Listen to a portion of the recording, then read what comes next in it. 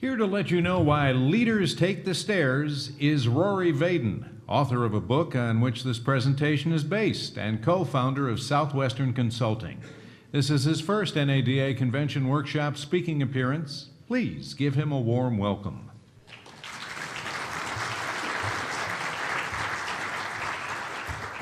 Well, good morning, everybody. Thank you for being here. I'm impressed. Saturday morning, 8 a.m. Only a few of you look hungover, so we're doing pretty good. How many of you got to see Jeb Bush speak yesterday? Okay, a bunch of you. I was talking to some gentlemen over here asking about it. I remember a few years back, I was mentored by the late Zig Ziglar, and some of you may know Zig Ziglar, and I was backstage one time at an event where Zig was speaking with Barbara Bush, and I'll never forget this story that she told. She was saying that her and George one time, they were in a limo, in the presidential limo, campaigning through Texas. And it's a true story. They're in the limo. They pull up to this gas station. And Barbara, the guy comes out, recognizes, gosh, this is a limo. So the guy runs out. The gas station attendant runs out. He starts filling up the limo. And Barbara recognizes him. And she jumps out of the limo, goes up, gives this guy a hug, starts talking to him. And George is sitting in the limo going, what is going on here? And they're jibber-jawing back and forth and lovey-dovey, and he's about ready to get out and see, what's happening. So anyways, they fill up the car. The guy Barbara comes back into the limo, and George is like, "You mind explaining what that was all about? Who is this guy that you're hugging?" And she says, "You're not going to believe it. I used to date that guy in high school."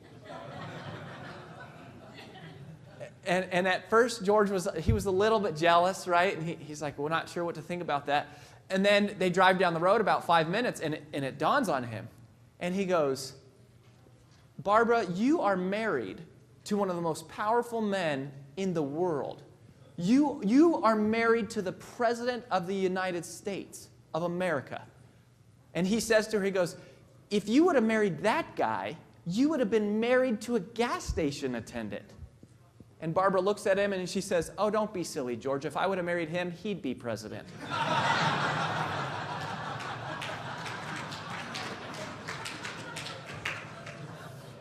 It's really, really good.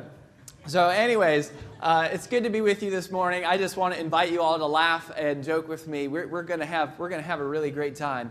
And this morning we're talking about how to create high-performing teams, how to really get, as leaders, how do we activate our teams to reach the next level? And I have to tell you, I have been infatuated with this subject, the subject of just success in general and creating successful teams my entire life. Certainly my entire professional career, but from the time I was very young, because my mother, I was raised by a single mother, and my mom sold Mary Kay Cosmetics. I'm sure some of you are familiar or heard of Mary Kay. And so she would bring me to the meetings, and I would run around at 7 years old in the back, and they were up here talking about goals and time management and all this stuff. It also means that I do know more about makeup than I do about cars. I mean, guys, you won't appreciate this, but ladies, every morning when you wake up and you stand in front of the mirror, it goes wash, toner, moisturizer, foundation, wrinkle-free eye cream, base eyeshadow, dark eyeshadow, blush, eyeliner, mascara, lip liner, and lipstick.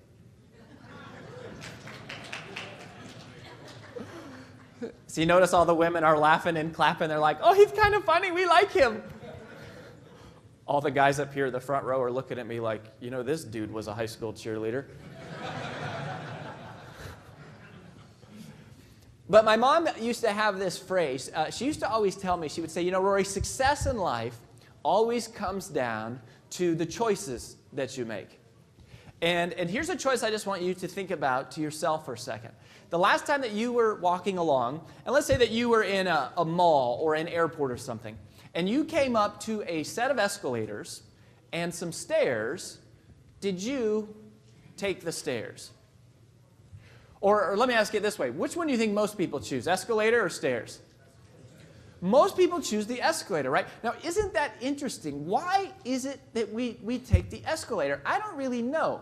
I think for most of us, we don't even think consciously about it. We just kind of get up there and do it.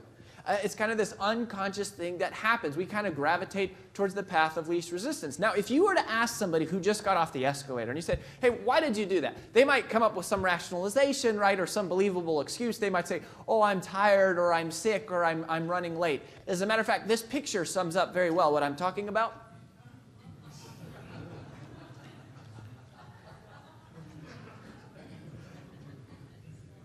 And you know, this is real life. This is a real picture that we are naturally programmed to take the shortcut, to look for the easy way, that we kind of generally gravitate towards the path of least resistance. But it's funny because in the last 9 years, our research has caused us to work with over 7,000 different teams. We've been in over 7,000 different offices. We had a chance to get to meet some of the people, you know, like Zig Ziglar, and I was very fortunate to be mentored by Zig at a young age.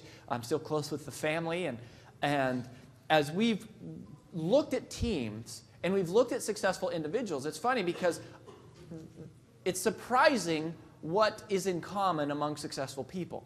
See, at first glance, we might think that it's their education level or their background or something, but at a deeper dive, you find out that successful people, the one thing that they have in common is not necessarily their educational level. It's not where they grew up, not even who their parents were, maybe not their income range in terms of the environment, not their religious faith or affinity, or their ethnicity, or their race, or their background. But the one thing that every single successful person has in common is that successful people have formed the habit of doing the things they know they should be doing, even when they don't feel like doing them. In other words, success in anything that matters to us in our life is not about taking the escalator. It's about taking the stairs, about being people who do the things we know we should be doing even when we don't feel like doing them. Now, the trick for us as leaders, where it becomes challenging, is we don't really live in a take the stairs world. And we live in much more of an escalator world. And the people that we're leading and we're coaching and we're managing, they're kind of the escalator mentality. And once you start looking for it, you'll really notice. I mean, you don't have to go any further than the nearest magazine stand at the checkout counter to see this stuff, right? There's always somebody out there showing us, how do I get rich quick? How do I make the most amount of money with the least amount of effort? And some of those people come to work for us because that's what they're looking for, is making the most amount of money with the least amount of effort. And it's not just in our financial lives, it's in our physical lives. Guys, you'll recognize, you know, these pictures. Always somebody out there with a magic pill or some secret potion or hidden formula. And in the United States, at least, a couple of years ago, we had entire industries that collapsed because every single time that we turned around, we had somebody new showing us, how can I buy it now? And this device is one of the best-selling devices in the magazine. What's you know, the magazine in the seat back pocket? Yes, very good. I love Sky Mall magazine, and if you don't, you got to have it. It has like all the important stuff you need: headlamps for your Chihuahua, and really, really valuable things. So this is one of the best-selling devices of all time, and this thing shows you how to exercise in exactly 4 minutes per day. Such a steal of a deal too, at $14,615. This looks like a medieval torture device to me, and yet it is the world that we live in. It's a world of escalators, and I have to say that my journey on you know, this whole path, it started about really 12 years ago, and it didn't come from a place of trying to, you know, find answers to the world's problems. It actually came out of a place of trying to find some answers for my own life. At that time, I was $50,000 in debt. I had just basically closed down my first business was pretty successful. My second one closed it down.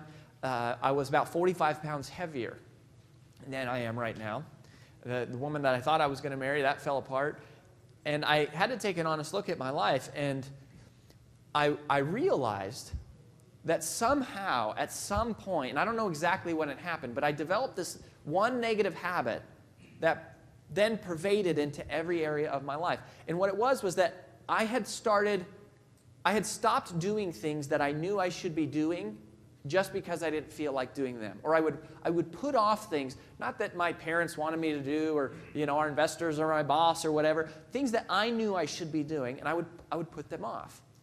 And there's a word that we use for that in the business community. What is the word that we use for putting off stuff that we know we should be doing? Oh, good. Some of you are familiar with the concept already. That's great. That'll speed things up today.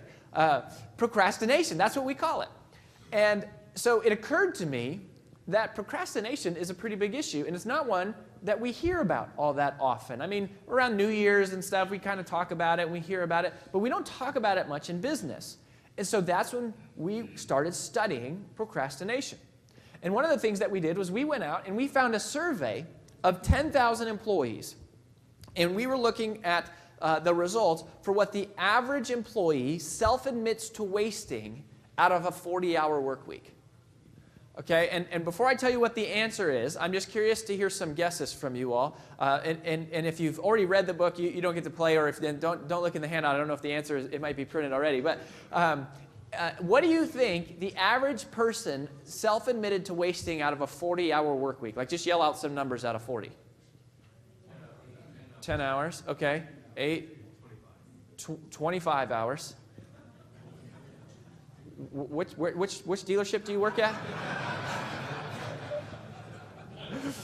That's funny. 25. So survey says average employee self-admits to wasting 2.09 hours each day. So about a fourth of the time is what they admit to wasting. So this could be checking Facebook, it could be paying personal bills, running personal errands, chit-chatting at the water cooler. This is time that they're being paid for at work, and yet they're not working. So I know that we have several different countries represented in here. We've done this calculation I'm about to show you also in Europe, and we've done, well, in the UK, and then we've also done it in Canada. But I've got it here in US dollars. But the same will be true at least in those markets as well. So what we did is we went to the U.S. Department of Labor, the Bureau of Statistics, and we found that nationwide the average salaried employee makes about $40,000 a year, or $19.13 an hour, which means that if we are procrastinating 2 hours out of every day, that our procrastination costs employers, or costs you, their procrastination costs you $10,396 per year, per employee. Procrastination is one of the most expensive invisible costs in business today. And yet none of us ever talk about it. We don't really have a strategy for dealing with it because we don't manage it as a cost. There's so many other costs that we do manage, but it's not like we have a line item in our P&L for procrastination. We don't record it, right, in our personal checkbook register. And yet it's a very real and massive, and that's why we say it's the most expensive invisible cost in business today. We don't even pay attention to it. And so in the United States, we have become, at least in the United States, we've become what I like to call not a nation of procrastinators, but a procrastination. I thought that would be funnier. I did. You have no idea how hard I worked to put those flag side of those letters. And now that I'm thinking about it, all the things I probably should have been doing other than doing that at the time, it's kind of ironic. But anyways, there's, yeah, what was the cost? Anyways, there's 3 different types. We're not here to talk about my problems. We're here to talk about your problems. There's 3 types of procrastination that I want to introduce you to. And the first one is the one that you're probably already familiar with. And we refer to it as classic procrastination. So classic procrastination is consciously delaying what you know you should be doing. So let's say I come home from work at night. I have a stack of bills on the kitchen counter. Nobody has to tell me to pay the bills. As an adult, I kind of know that I should be paying the bills.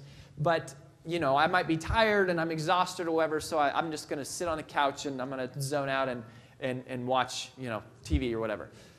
So that is the kind of procrastination that most of us think of when we hear the word. But that is not actually the most dangerous type of procrastination, particularly to a business, because we know when we are doing it. Little informal survey here. How many of you, just by a show of hands, how many of you would admit and say, yeah, Rory, I know I struggle with procrastination in at least some area of my life? I mean, how many of you would openly? Okay. So that's probably, I don't know, something like 75% of the audience there. I imagine the other fourth of you will raise your hand later.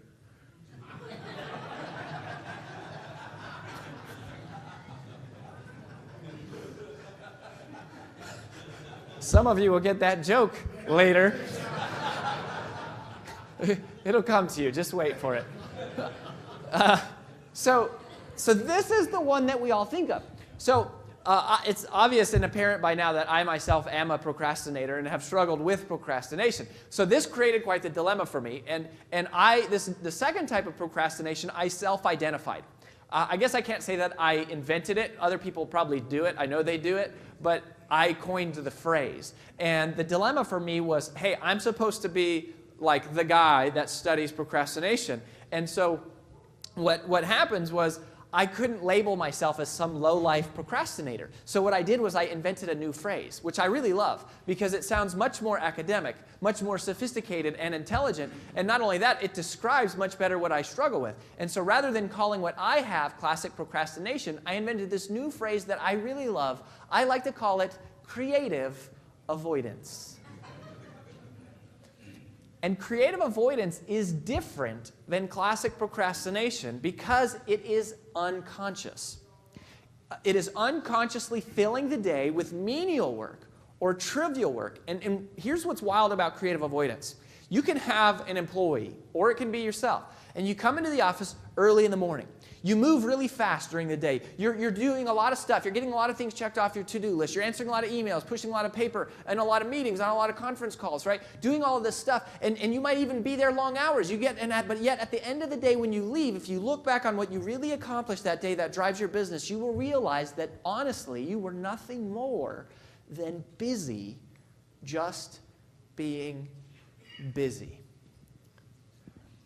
And distraction is a dangerously deceptive saboteur of our goals. Most of us that don't hit our targets for the year will lose much more because our employees are distracted and disengaged rather than because they don't have the right skills or the right knowledge or that kind of stuff. It's usually not about that. It's usually less of a skill issue and often more of a will issue. So these first two types, these kind of classic procrastination, these affect the people that you would normally think of that struggle with procrastination in different areas. Maybe they're disengaged, they're disconnected, they're apathetic, they're lazy, any of those things. And Take the Stairs, we addressed these two specifically. But we also mentioned a third type of procrastination, which is the new procrastination, as we call it. And we started to notice this in leaders. And it's funny because most leaders wouldn't think of themselves as procrastinators. And the new one, the new procrastination, as we refer to it, is called priority dilution. And this is really fascinating. This has been our entire focus over the last 3 years. Is priority dilution, because priority dilution affects the chronic overachiever. It affects the mover and shaker. It affects the owner, the GM. It affects the people who are the accomplishers, the people who are trying to get a lot done. But what happens is as their star rises, more and more gets put on their plate. More and more things they have to take care of, and their priorities naturally start to dilute. And so the net result is the same of that as a classic procrastinator, which is that they leave at the end of the day with their most significant priorities left unchecked. Not out of laziness, but because they are pulled fighting fires. That's the most common phrase in the statistical sampling that we hear, is they feels like I'm always putting out fires. And their word is they live in a constant state of interruption. Priority dilution is frustrating too, because sometimes it feels like the harder you work, the more you fall behind. You send an email out and then like 3 come back. And it's a hopeless overwhelm. And so, our latest research and everything has all been around priority dilution. So anyways, in its various forms, procrastination is something that all of us struggle with, or most of us at least struggle with in different areas of our life. And so the question becomes then, if procrastination is this expensive, invisible cost, and it's something that affects both us and it's affecting the productivity and the performance and the profitability of our teams, then this is the problem. So what is the solution? Right? Like what's the remedy here? And I believe that the remedy to this can be boiled down to one simple word. And I'm going to share with you what the word is. But before I do, I need to warn everybody that you might not like it. Because while it is simple, it's not at all easy. And even though it is the truth about leading successful teams, it's not in the least bit popular. And I feel pretty confident saying that nobody in here wants to hear what I'm about to say, because to be honest, I don't like to hear it. And yet it all comes down to this one little word: discipline. Discipline. The most successful people in the world, the ultra net worth individuals, the ultra performers, they have the discipline to do the things they know they should be doing even when they don't feel like doing them. And it is subtly but important, but significantly different from hard work. It's not the same. Discipline, the highest performing teams, and whether it's sports teams, churches, governments, car dealerships, any sales force, they have created this culture of discipline. And we don't like to hear it. In fact, I remember learning about discipline at a young age. My mom, who I was telling you about earlier, my mom is a bit of a sassy lady. And being a single mom with 2 kids, we got into our arguments from time to time. And so she thought it would be good for me to learn a little discipline. And so when I was 5 years old, she put me into martial arts. So I started studying martial arts at age 5. Well, by age 10, I had become the youngest black belt in Colorado to ever get beaten up by a girl. And I remember I used to fight with my mom because I was like, Mom, I don't like this. I don't enjoy this. This isn't fun for me. And my mom used to always say the same thing back to me. She was always like, that's okay, Rory.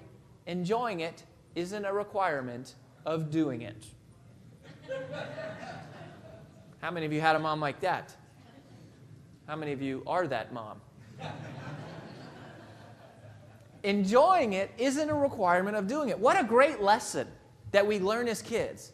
And yet we become these sophisticated adults, and so quickly we lose sight of that all-important truth that enjoying it isn't a requirement of doing it. And that's ultimately what it comes down to. That's what people get confused, is the interconnectedness, and there's not really. Where I really learned the most about self-discipline, and I would have to say success in general, though, was not from research, it wasn't from academia, it wasn't from, I went to Denver University, Dollars Unlimited, as I like to call it. And it wasn't from any of those places. It was from my college summer job. So when I was in college, I was an accounting major, okay, a little freshman, kind of a nerdy, shy kid.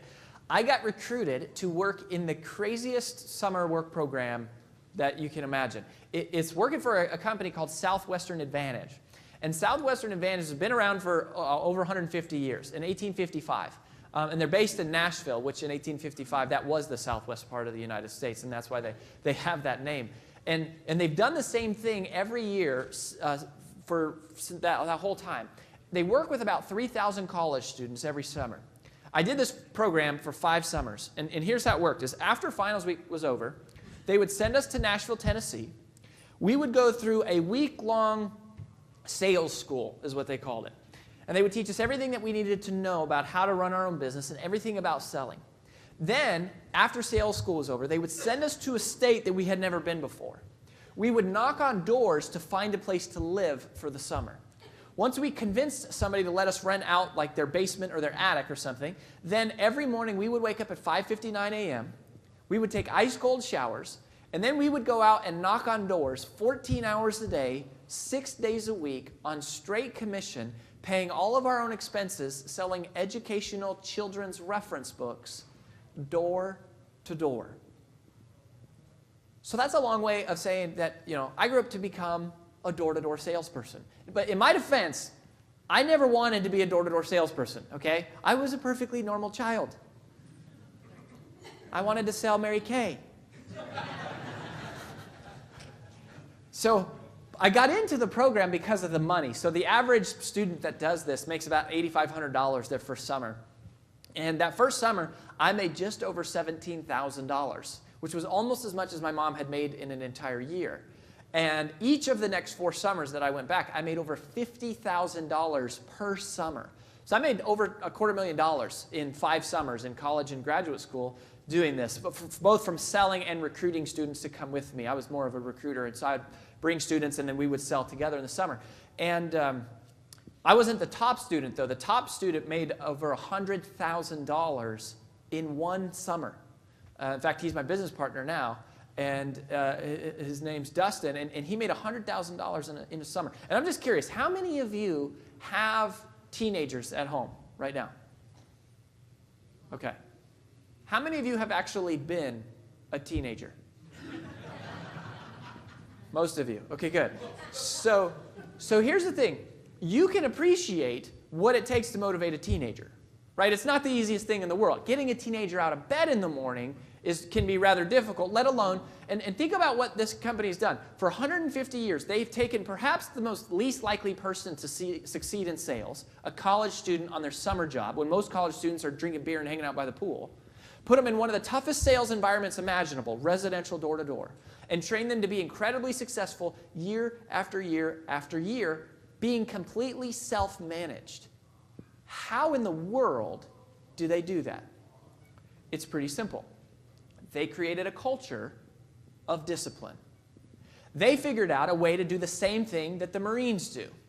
They figured out a way to do the same thing that the top performing professional athletic teams do. It's a culture of discipline.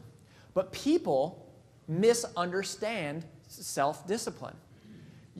Take the Stairs is now in 11 languages, and it's spreading nicely throughout the world. But I think the reason why is because all it is these misconceptions people have about self-discipline. And so people are realizing that self-discipline isn't as hard as we think once we know how to think about it the right way. And so we're going to run through a couple of those today, the ones specifically that as a leader, if you can incorporate these into the culture and into the nomenclature and help your team understand this, it will dramatically increase the level of self-discipline and then the level of performance, reduction in procrastination, and the increase in profitability all at the same time. But before we dive into them, I just want to make sure that I don't skip over the message. Because my whole message here is very straightforward. I just want to make sure, I just want to invite you and encourage you and challenge you to simply start doing the things you don't want to do. Not out of some weird masochistic pleasure for pain, but because evidence suggests, research purports, and common sense corroborates the idea that that is the shortest, most guaranteed path to greatness. That is the truth, albeit not popular. It is the true story of every successful person when you sit down with them one-on-one. So what we're talking about is how do we create this take the stairs mindset in spite of this escalator culture that we live in and the escalator mentality that we might be embracing. So here's what I want everybody to do. We're going to do a little quick exercise. If you wouldn't mind, everybody just stand up. Just stand up, just for a second. Don't worry, I'm not going to make you touch anybody or do anything weird.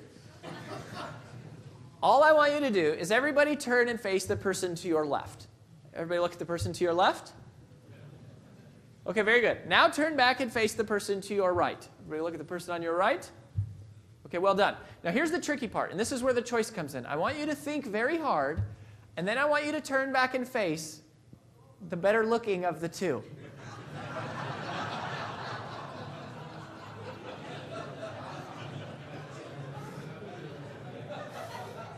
Once you made up your mind, you can sit back down. I love that because it's so awkward. It's so awkward. I know that some of you are sitting next to a stranger and you don't want to offend them, but some of you are sitting next to your spouse, and so kind of you're obligated. Right? I mean, half of you are looking at me. Thank you. I appreciate that.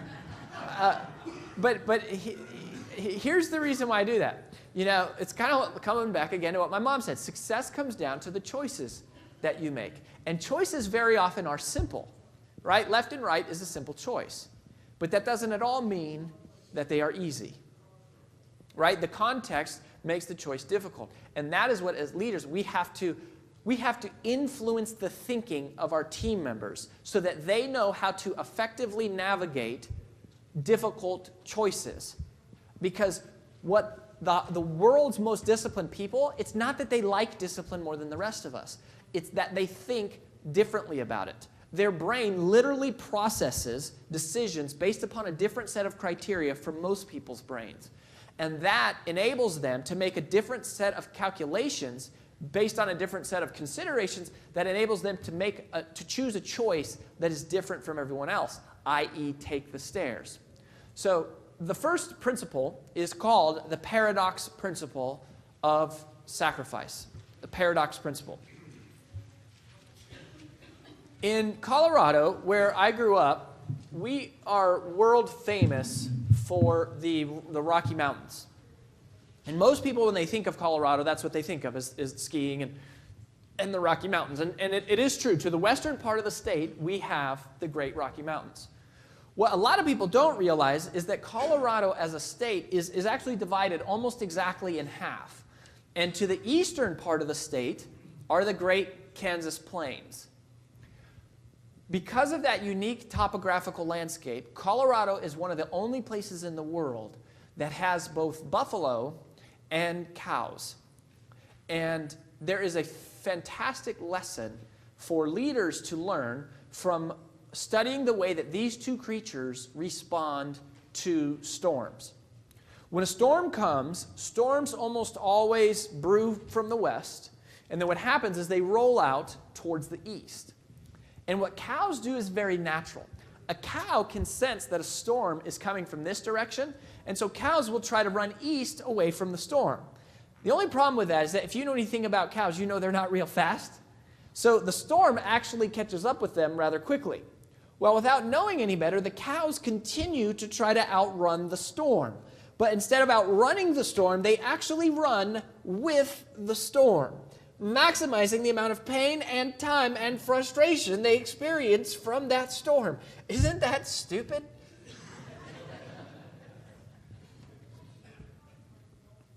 Humans do the exact same thing all the time. We spend so much of our lives constantly trying to avoid the inevitable challenges that come along from the difficult circumstances that our very own choices have led us to be in. I can speak from personal experience here. People who are in debt constantly try to find ways around paying their bills. People who are unhealthy are often making rationalizations for why it doesn't matter, or they've already tried and it doesn't work, or they're not going to be able to pull it off, or they're too old, they're too tired, they're too whatever. People who are struggling in their marriage often avoid the difficult but meaningful conversations that need to be had to reconcile that relationship. Leaders avoid terminating the people that they know should be terminated. On average, we know within 3 weeks whether or not someone's going to make it, but on average, we let that person stay for 9 months before we send them on their way. Salespeople choose the profession of selling, and then they spend their entire day trying to avoid making sales calls. It's so crazy. And here's the key insight that ultra performers have realized that not yet the rest of us have necessarily. Ultra performers realized that problems that are procrastinated on are only amplified. Problems procrastinated on are amplified. Waiting always makes it worse. What buffalo do is really unique for the animal kingdom. Buffalo wait for the storm to cross right over the crest of the peak of the mountaintop. And as the storm rolls over the ridge, buffalo turn, and then they charge directly into the storm. They run at the storm, and by running at the storm, they run straight through it, which actually minimizes the amount of pain and time and frustration they experience from that storm. Notice how it's the exact same storm. it's such a great metaphor for all of us, because even though we're in different locations and we have different size dealerships and different amount of traffic, we're all dealing with very similar types of storms. And not even just professionally, but personally, right? Some health issue or financial struggle or relationship battle. And we don't always get to choose whether or not we have the storms. The only choice that we have is how we respond to those storms. And really more specifically here, when we respond to those storms. This pain paradox, or this buffalo mentality, is very representative of the mindset of an ultra performer. It parallels the thinking that an ultra performing take the stairs mindset you would follow. So simply stated, the paradox principle of sacrifice is this: easy short-term choices lead to difficult long-term consequences. Meanwhile, difficult short-term choices lead to easy long-term consequences. The great paradox here is what feels like the easy way, eating whatever we want, saying whatever we want, doing whatever feels good in the moment, is what actually creates the more difficult life. And inversely, the thing that seems like a sacrifice, paying the price, saving money instead of spending it, staying later and working harder, whatever, doing the things, working out when we don't feel like it, the things that seem like a sacrifice actually create the easier life. So take the stairs. The whole idea is not about making life as hard as possible. In fact, it's the exact opposite. It's about making your life as easy as possible. But it's based on the premise that the shortest way to the path of the easiest life is to do the hardest parts of things as soon as possible. That is the way that you would actually pay the smallest price going through life, is to do the hard things, basically to do the hardest parts of things first. So again, part of the thinking here, or the realization of the ultra performers that is different from how many of us think, is they realize that we always pay a price.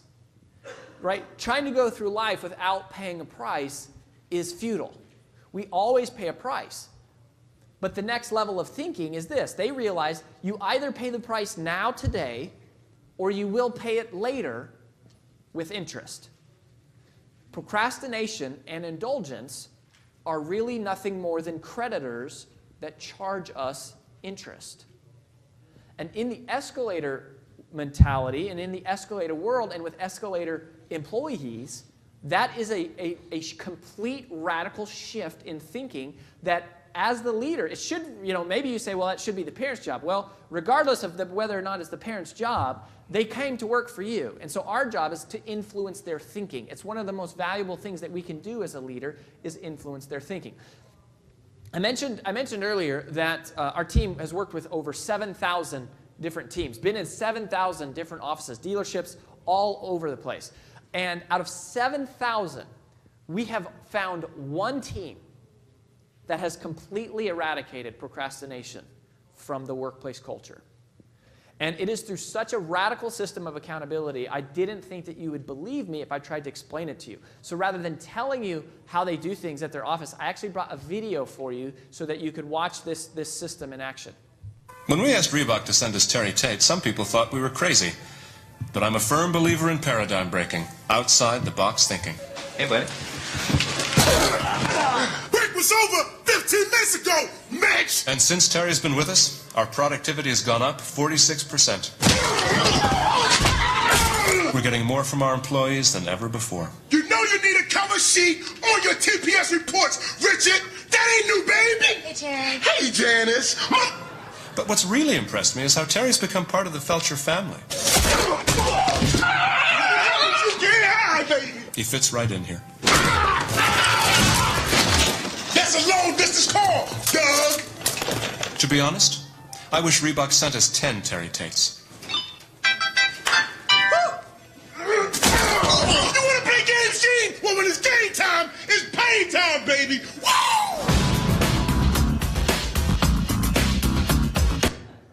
Uh-huh. How many of you think your team would be more productive with Terry Tate running around back at the office? So, barring that one example, we've not found a foolproof way to instantly eliminate procrastination in the workplace culture. However, this does bring us to the first of the Take the Stairs strategies, and that is this. You learn to leverage long-term vision to endure short-term sacrifice. Leverage long-term vision to endure short-term sacrifice. The amount of our endurance is directly proportionate to the clarity of our vision. If we have a crystal clear picture of something that we want in our life, whether personally or professionally, then there is a naturally strong connection to how the sacrifices we're asking ourselves to make today forward us towards that future that we care about. It creates, thus, a context for action to take place, and our discipline engages automatically. And we don't have to motivate anybody. It happens automatically in the context of the vision. However, if we have a cloudy picture of what we want for our future, then there is at best a convoluted connection to how the sacrifices we're asking ourselves to make today or someone else is asking us to make today forward us towards any future that we care about. There is no context for action, and so it becomes hard for anybody to quote-unquote motivate themselves, or it's virtually impossible to motivate that person. A lot of times, we think of the motivation issues as like we have a self-discipline problem. That's typically how we think of it. Is if somebody is not performing, they're not producing. We typically think, well, gosh, this person struggles with a lack of discipline. But in reality, it's usually not so much that they struggle from a lack of discipline as they do from a lack of vision.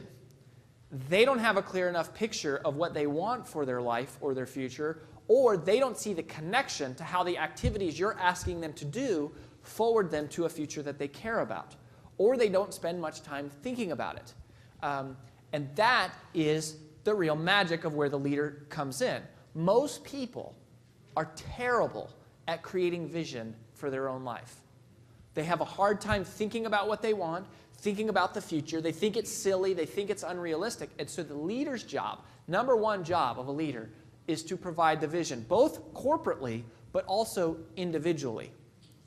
If you can sit down and spend time with somebody and figure out what really matters to them in their life, and then you can, and you know, it's probably not, there'll be a few people that they want the recognition of being the top producer, but a lot of them, it's more closely connected to, well, they're trying to pay for private school, or they're trying to get out of debt, or they want to go on vacation, or whatever.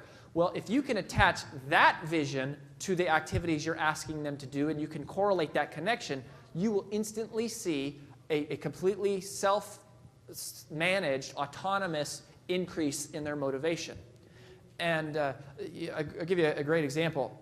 I was doing a presentation down in Columbia, and it was a group of executives. I do this whole presentation. This guy walks up to me after, and this guy is just ripped, like jacked, buff. You know, like P90X, you know, that Tony Horton guy? I think Tony Horton took lessons from this dude.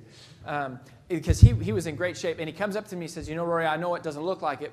He said, but about 3 years ago, I was 100 pounds heavier than I am right now.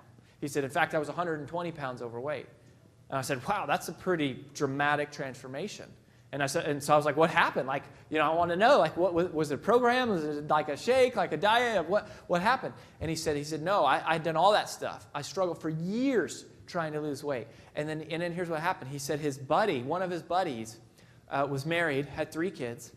And in the middle of the night one night, like 2:30 in the morning, he wakes up and their house is on fire. And they're in the middle of a house fire. And his buddy has to make a split-second decision about which of his family members he's going to try to rescue and carry out of the house. And some of his family members died that night. And this guy that was talking to me, he was like, when that happened to him, I realized that if I were ever in that situation, I would have to be strong enough to carry my entire family out, because I would rather die than make that decision. So that would be kind of a negative vision example. But it demonstrates what we're talking about. A vision isn't like a statement. It's not full of cliches and jargon. It's a picture in their mind, either that is, you know, negative of not taking action, or positive, and that is what will automatically engage their self-discipline. So the amount of our endurance is directly proportionate to the clarity of our vision. And job number one for the leader is to create that vision, both for the team and for the individual. And what will happen is they will start making the sacrifices because they'll see that connection.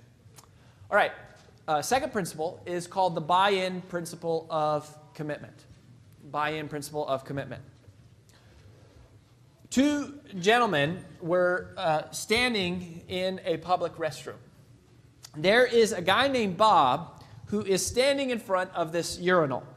And Bob has gotten himself into a little bit of a predicament. You see, somehow Bob has managed to drop a $5 bill into the urinal. Now, right about that time, another guy named Dave walks into the restroom. And Dave's kind of this city boy. He comes walking in. He sees this $5 laying there in the urinal, and he sees Bob contemplating the situation, and he just kind of gives him one of these. He goes, "Oh, man, that's a tough one." He's like, "What are you going to do?" And Bob is more of a country bumpkin kind of guy, and he's sitting there, and he looks at the $5. He turns back, he looks at Dave, and then out of nowhere, Bob grabs his wallet, pulls out a $50 bill, and he throws the $50 into the urinal. And Dave freaks out, right? Dave's like, "Whoa, man, what are you doing? I can't believe you just did that. That's $50. Are you crazy? Are you outside of your mind? What are you thinking?" And Bob just kind of turns around slowly, and he smiles at him, and he goes, "Well, you don't think I'd stick my hand in there for just $5, do you?"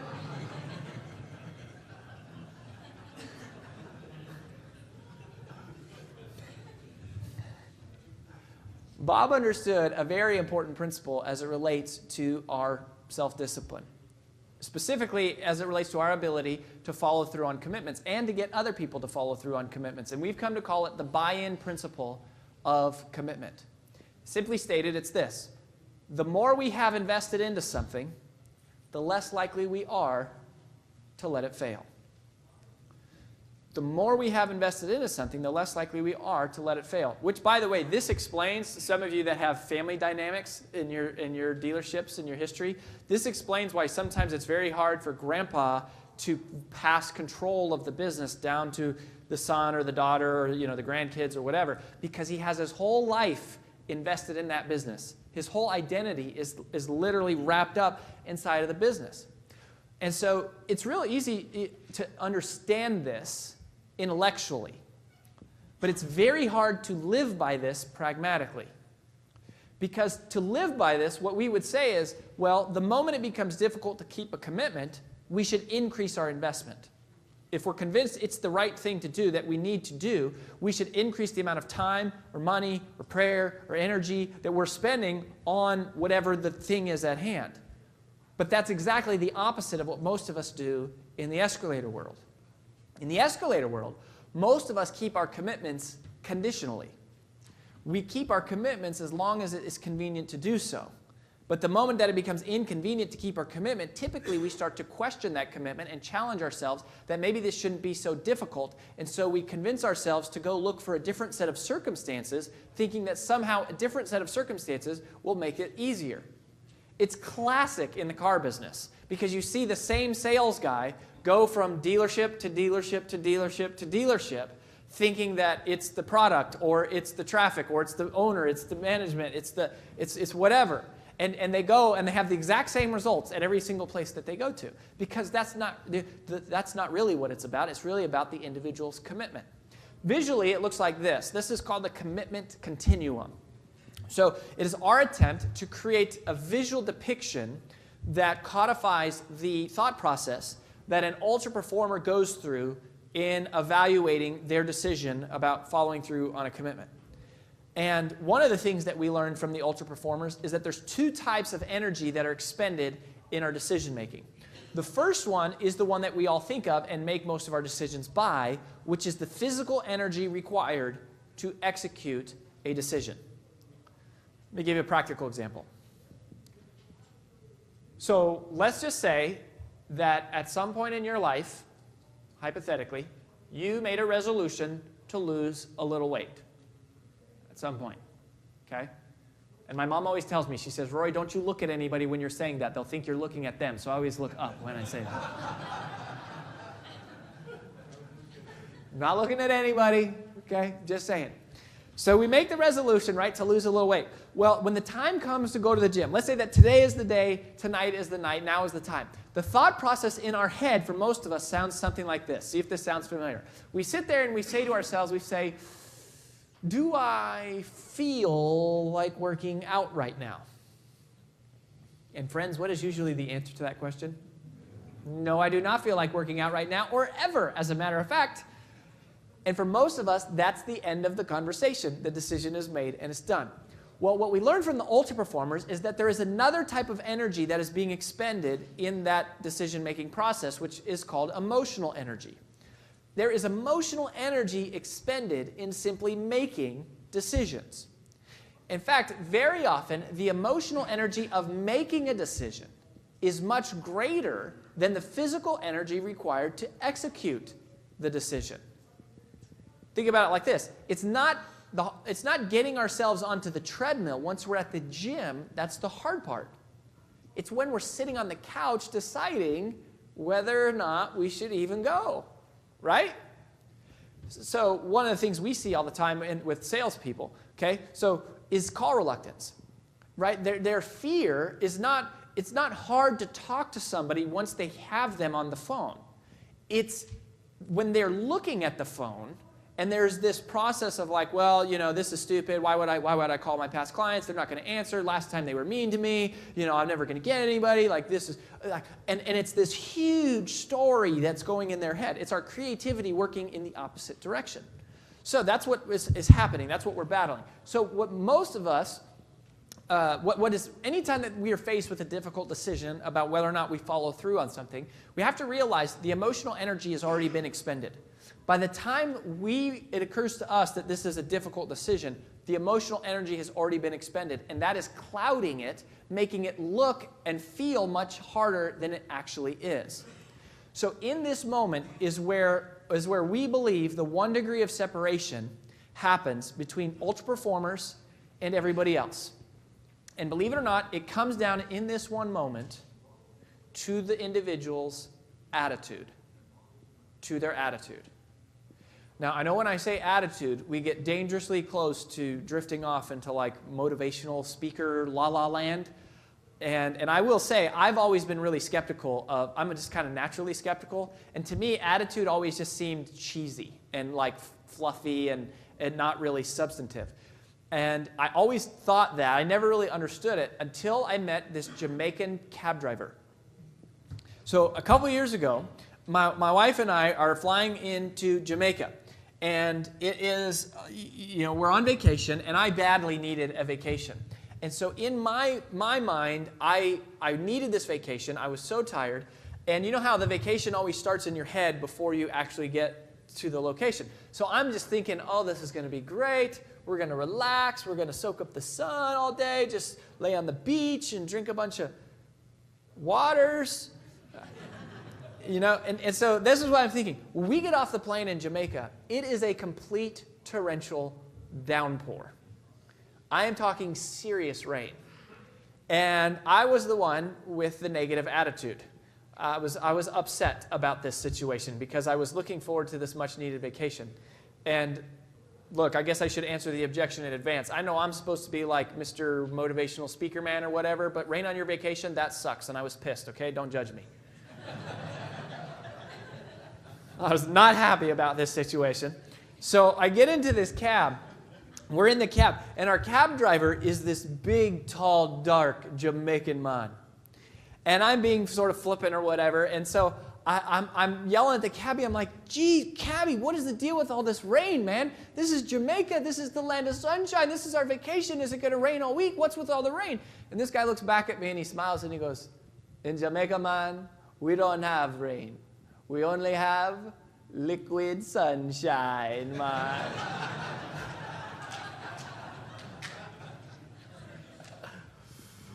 Liquid sunshine. And for some reason, when he said that, it finally clicked in my head what the real definition of attitude is. See, attitude is actually very pragmatic. It's very substantive, and it's very practical. Here's the definition that we offer now for attitude. Attitude is simply the way you choose to see things. That's it. The way you choose to see things. Success comes down to the choices that you make. You can choose to see it as rain, or you can choose to see it as liquid sunshine. What we do not get a choice over is whether or not the drops fall from the sky. And that's what our employees get mixed up about. And so we have to redirect the focus to choosing the attitude that on the topics that are controllable. So in this moment, the attitude that most of us have, so when we come up to the decisional threshold, so the decisional threshold is where we're forced to make a choice. And we have two options. We can move forward with our commitment, the thing we said was good for our life or good for our business. But it's a little scary because we've never done it before, or we haven't done it in a while maybe, or we're not sure it's going to work or whatever. Well, the other option we always have is to turn back towards the way that we've always done things. And very often, it's not that this is a bad decision. It's just very comfortable. It's what we have now. It's what we're used to. It's not like being a failure. It's more like just being average or mediocre. So in that moment, the attitude determines the course. It's not their physical energy or any of that. It's their attitude. And the attitude that most of us have sounds something like this. We say, I'm not sure yet. I'm not sure that we could really pull that off. I'm not sure that now's a good time. I'm not sure I'm really capable of producing at that level. I'm not sure I like this. I'm not sure. I'm just not sure. Notice how it's not really negative. It's more neutral. But one of the fascinating dynamics of this, neutral always eventually becomes negative. Neutral is negative. Neutral isn't good enough because it pulls us back into this direction. Now, the attitude of the ultra performers is just one little degree different, at least at the start, but it changes the whole trajectory. Their attitude says, well, I'm in for good. It may or may not work out, but that's not in my control. I am in for good. I'm going to do everything I can in my power to pull this off, to make this happen. I am in this for good because I said I was going to do it, and so I'm in. And right there is where their life or their business splits and moves in one of two distinct directions. And it happens quickly based upon the momentum of their subconscious brain. The person who says, I'm not sure yet, gets plagued with this question. The question is, should I? Should I stay or should I go? Should I do this now? Should I do it later? Should I do it myself? Should I give it to somebody else? Should I hire them? Should I not? Should I expand? Should I do this? Their whole life becomes about this question, should. Should. And you have to be careful with this, friends, because if you're not careful, you end up becoming what I like to call a shouldhead. Don't be a shouldhead. That's my big advice. Beware of the question, should. Should is dangerous because should pulls us back in this direction. Watch, though, the person who says, I am in for good, a different question automatically cues unconsciously in their brain. And that question is not should I, that question becomes how will I? How will I hit that target? How will we meet that deadline? How will we pull this off? How will I get out of debt? How will I lose that weight? How will I save this marriage? How? And the moment we start asking the question, how, it's like our minds transcend all limitation. We break free of these belief barriers and these mental prisons of our own construction about what is possible for our business and what isn't possible. Our creativity then engages. And our creativity, instead of working in the negative direction, going through all of the negative scenarios that could happen, our creativity moves in the positive direction and is set forth on answering the question, how could we pull this off? And notice, that moment is what we call the pivot point. The pivot point is the moment that the person's thinking, particularly the leader's thinking, shifts from should I to how will I. That moment changes everything. Notice it's not the moment that you come up with the right answer. It's the moment you start asking the right question. In fact, as a leader, you often don't even have to come up with the answer. You create the vision, then you create the space of how, and what happens is your team will come up with the answers. They'll figure it out. But we have to redirect their creativity on that problem of how, rather than should I, or is it possible, or can we, which is the natural sort of escalator path.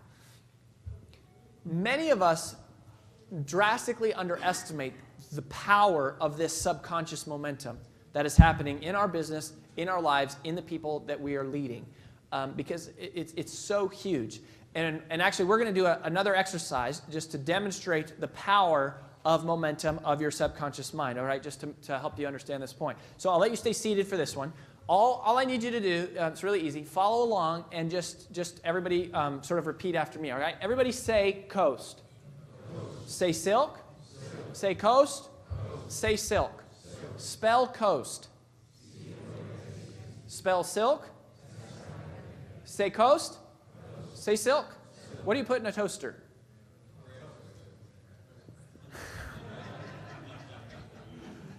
Think about it. Think about it. What do you put in a toaster? You put bread in a toaster. It comes out as toast, right? Now, honestly, just by a show of hands, how many of you your first thought was toast? Yeah, most people. Why? Because of the power of momentum of our subconscious mind. Once it's moving in that direction, it's very hard without specific intention or discipline to change that direction. Now, I do know this is a room of really smart people, and I'm just sort of curious. How many of you, and raise your hands high and be proud here, how many of you your first thought was actually bread? Anybody? Wow, okay, look around. Ladies and gentlemen, these are the liars in the room. I'm just kidding, I'm just kidding. You probably, there's usually some weird like psychological explanation. You probably have a really high IQ or extra libido or something. There's always, something weird. But most of us think toast. In fact, this is so powerful. I bet I could get at least a handful of you again on the exact same exercise. Some of you are like, no way, dude, bring it on. Okay, here's what we're going to do. We're going to do a little social experiment. So we're going to do this again, and we're going to see if this works. So if you got it right the first time, you already win, so you don't get to play, all right? So you're out. And if you've heard it before, you don't get to play either, so don't ruin it for everybody else, wise guy. But if you messed it up the first time, I'm going to give you one honest chance to redeem yourself here.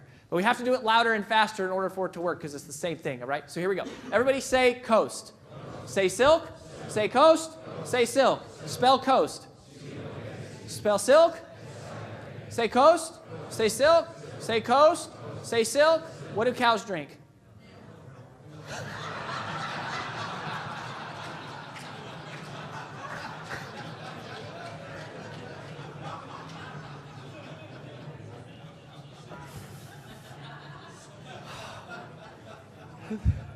Think about it. I just love it because they're like, milk water. Milk water. Think about it. What do cows drink? Cows drink water. Now, honestly, by a show of hands, how many of you your first thought was milk? Wait. Let me ask you this. Honestly, how many of you were sitting there going, bread, bread, bread, bread?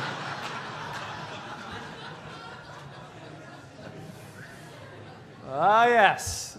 The power of momentum of your subconscious mind. So that brings us to the second of the Take the Stairs methodologies, and that is this. You increase your commitment or someone else's commitment, and thereby the likelihood of your success, by intentionally creating the question how, rather than accidentally relenting to the question should.